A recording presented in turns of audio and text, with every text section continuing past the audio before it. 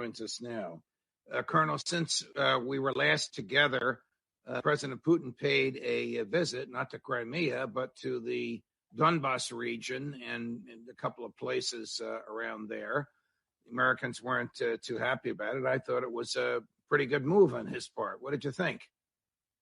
Well, he went forward to where he thinks it's important that he be seen by his troops and by the Russian population. So it was a successful visit from my standpoint for him. I don't think he particularly cares what we think. Well, I think you're probably right on that. Yesterday there was some sort of a confrontation over the Baltic Sea, not the Black Sea, the Baltic Sea, between American aircraft and Russian aircraft. I'm surprised I didn't hear Lindsey Graham suggest that we should have shot the Russian aircraft down, but somehow it would have been immoral for them to have shot the American aircraft down. There was no shooting, but they were there. What were the Americans doing there? Why are we over the Baltic Sea? Well, allegedly, I was told that two B-52s were practicing a cruise missile launch over the Baltic, obviously in the direction of St. Petersburg or Russia. Extremely ill-advised, in my view, and entirely unnecessary. The Russians, of course, were alarmed and sent up some fighter aircraft that effectively intercepted the two B-52s on the edge of the Russian air defense identification zone. The two B-52s changed course, veered off. The Russians landed. Nothing happened, fortunately. Why we chose this moment to conduct such an exercise over the Baltic is a mystery to me. It seems very stupid unless you're begging for escalation.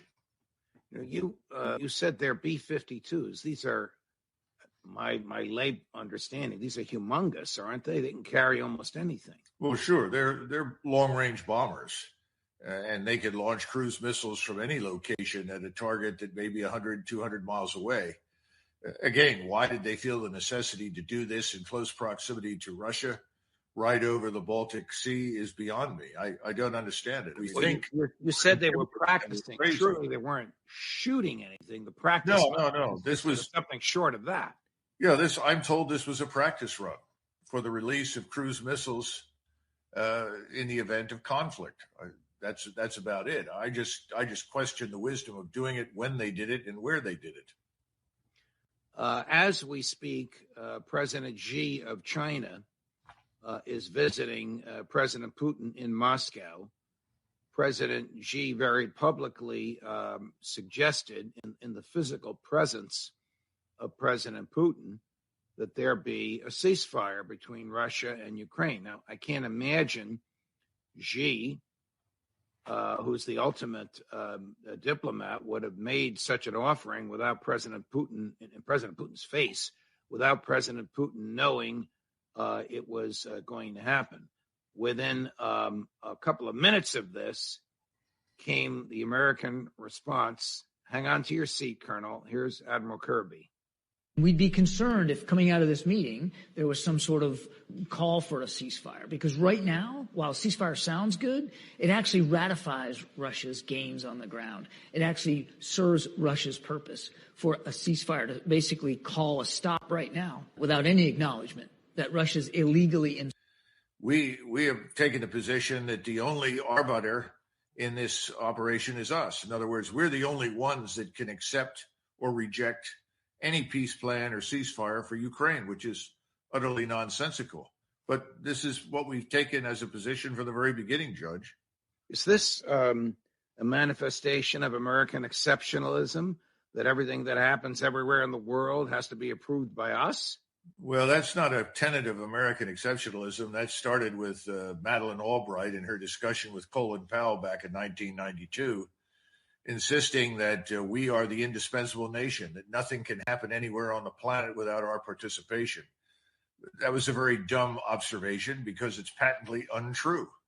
Most of what happens beyond our borders on any given day is completely irrelevant to the American people.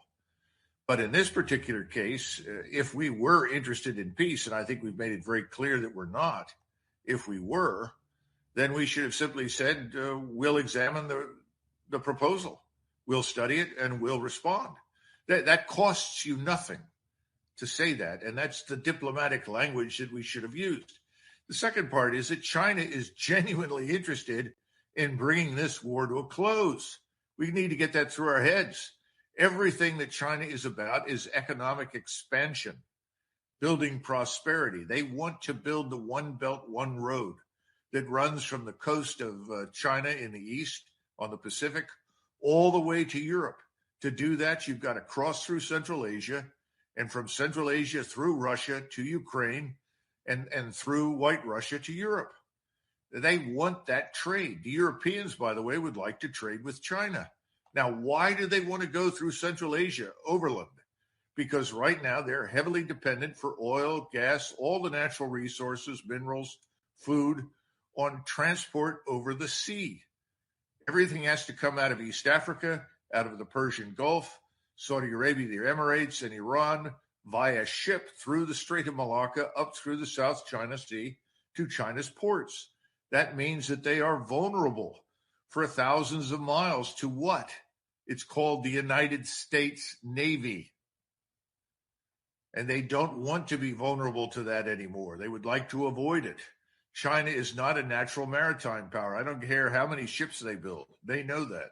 So I'm going to conclude that Admiral Kirby, John Kirby, former admiral, who must understand what you just articulated, Colonel, is just a mouthpiece saying what his bosses in the Pentagon or the State Department, I don't remember even who his bosses are. He works for the National Security Council, so I guess he works for Jake Sullivan. But what his bosses want him to say, which is the manifestation of this Joe Biden bellicosity. Oh, of course. I think that's universally true. In fact, right now, I think you can say it applies to virtually all the retired 4 stars and 3 stars and the active duty 4 stars and 3 stars. I don't know of anybody who has voiced privately or publicly any opposition to the dumb policies. Now, I may be wrong and something has happened behind closed doors. I hope so. But no, I think that's true. A little while ago, I don't know how President Putin knows this. I don't think the British announced it. I guess Russian intel told him. He said that British plans to deliver ammunition with depleted uranium to Ukraine would trigger a Russian response. That caused the press to ask the American Air Force general, who is a spokesperson for the Defense Department, it's a very short clip, if the U.S. would be delivering ammunition with depleted uranium. Before we get into what depleted uranium is and how dangerous this is and why Putin reacted the way he did. And we integrate that into the alloy that forms the penetrator on the ammunition.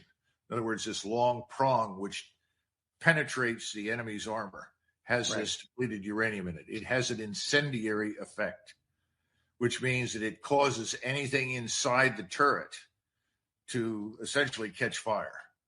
So it not only increases the penetration capability, but has the incendiary effect. Now, we use that on all the 120 millimeter smoothbore tank rounds that we built for the M1 series tanks. I use those in the Gulf War. They are ferocious. It sounds like a freight train headed down the track at 100 miles an hour when it leaves the barrel. It flies at more than a mile per second, and it effectively destroys anything that it touches. Now, the argument has been since the Gulf War, does this depleted uranium cause damage to the population after the war is over? In other words, if you go into the damaged equipment or you encounter remnants of this ammunition anywhere, are you in danger of contracting cancer? I've heard arguments on both sides saying studies were performed that said no, other studies that say no, it's unclear, and then 1 or 2 out there that insist it's dangerous. But it is not a nuclear weapon, and people need to understand that. It has no nuclear capability, if you will. It's just a vastly improved penetrator that has the ability to be incendiary once it strikes the target. I guess it sounds nuclear-like because of the phrase depleted uranium. And when I just saw this about 10 minutes before you and I came on, I thought, I wonder if President Putin is so upset. Why is he so upset if this is ammunition with which he's familiar? Do the Russians have similar ammunition to put in their tanks, Colonel? Not that I'm aware. No, we're the ones that developed it. It's very good. It's very effective. I can attest to that personally.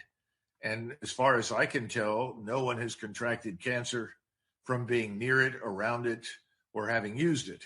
And I certainly loaded rounds and spent a great deal of time around it. And I was also on the battlefield where we fought after the war and saw evidence for the damage it inflicted. I don't know what President Putin's information is. And the Russians are pretty sober-minded. And normally, I think if they knew what they were dealing with, they would not make these comments suggesting that this had, quote unquote, nuclear implications. But perhaps they've decided that this has some propaganda value that harms us in the public eye. I have no idea. If the British send this to Ukraine, does the Ukraine military have the tanks from which to propel this, or do they need different equipment? Or do they need Americans there, again, to show them how to use it? Well, the smoothbore cannon, the 120 millimeter, is a Rheinmetall product. It's a German gun.